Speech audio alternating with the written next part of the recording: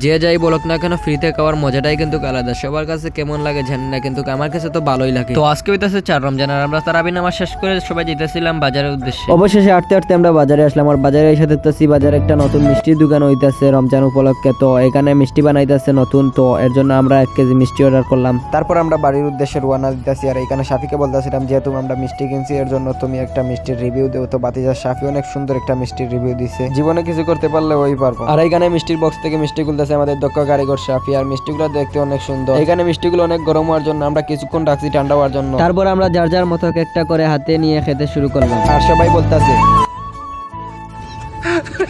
না আসলে তো সাপ এত সাপকে এত সাপকে। তো গাইজ এই পর্যন্ত ছিল আজকের এই মিনি ব্লগটি ভালো লাগলে অবশ্যই ভিডিওতে একটা লাইক দিয়ে পাশে থাকবেন। দেখা হবে কোনো নতুন ব্লগে। সবাই ভালো থাকবেন, সুস্থ থাকবেন। আসসালামু আলাইকুম।